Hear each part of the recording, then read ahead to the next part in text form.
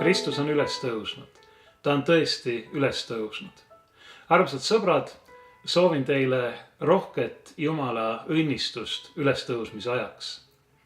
Ülestõusmise aja teise pühapäeva vana kiriklik evangeelium kõneleb meile Jeesuse jüngritest, eeskätt ühest neist apostel Toomast, kellele Issand ilmub ja ennast ülestõusnuna tunda annab.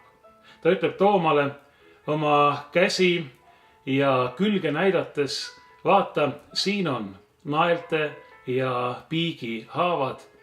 Kui sa ei usu, pista oma sõrmed nendesse ja sa näed, et see olen tõesti mina. Ning apostel Toomas, kes alguses ei ole uskunud, siit ka see hüüdnimi uskmatu Toomas, usub. Ta langeb Issanda ette ja hüüab, minu Issand ja minu Jumal. See on tunnistus, mille ka meie peaksime omaks võtma. Minu Issand ja minu Jumal. Kõigepealt väljendab see apostli äratundmist, et see on tõesti seesama Jeesus, keda ta armastab. Minu Issand ja minu Jumal.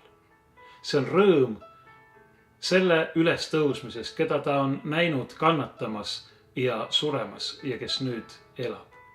Nii nagu meie tunneksime mõõdetamatut rõõmu, kui keegi nendest, keda me armastame, keegi meie lähedastest, kelle me teame olevat surnud, seisaks äkitselt elavana meie ees. Muide, me loodame, et see saab kord tõeks, et me kord näeme taas kõiki neid, kes on siit elust lahkunud enne meid või kes lahkuvad pärast meid, siis kui meie aeg on juba kätte jõudnud. Ikka sellesama Jeesuse ülestõusmise väes loodame meiegi saada osa ülestõusmisest ja igavesest elust ja see tähendab ka jälle nägemisest nendega, kellest elu või surm on meid lahutanud. Aga tuleme tagasi apostel Tooma tunnistuse juurde. Minu Issand ja minu Jumal, see on midagi enamat kui ainult oma armastatu taasnägemise rõõmu hüüatus. See on tõeline usuline tunnistus. Minu Issand, see tähendab see, kellele ma kuulun, ja minu Jumal, see tähendab mitte ainult see, kellele ma kuulun ja kellel on meelevald minu üle, vaid kes on mu looja, kelle käes ma olen täielikult ja kelle käest ma olen täielikult kõik saanud, kelle käest ma olen saanud oma elu, nii siin kui loodan saada ka igavesti.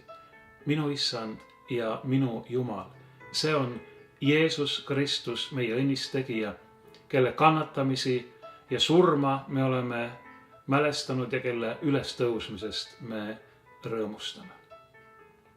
Aga kiriku vagas traditsioonis on veel üks nendele apostel Tooma sõnadele sarnanev, õigupoolest nendel rajanev lause.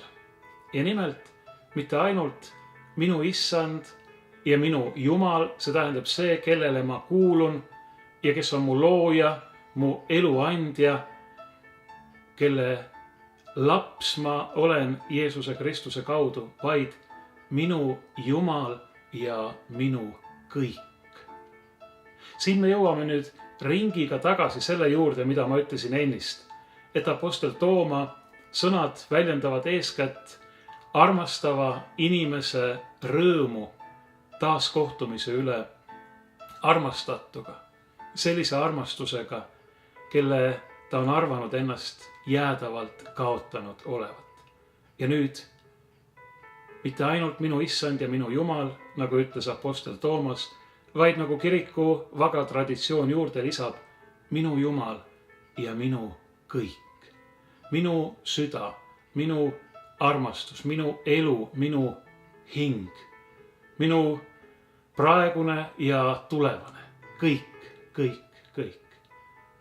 Olgu see meie hüüe Jumalale, meie õnnistegijale Jeesusele Kristusele, kui me tähistame tema ülestõusmist surnuist. Issand, sinu käest olen ma kõik saanud. Sinult olen ma võtnud vastu elu ja sinule ma tahan elada. Nii nagu sina, Jeesus, andsid ennast täielikult minu eest ja meie kõikide eest. Nii nagu sina võid öelda meie kohta minu kõik, sest sa oled andnud kõik, sa oled andnud iseennast meie pärast.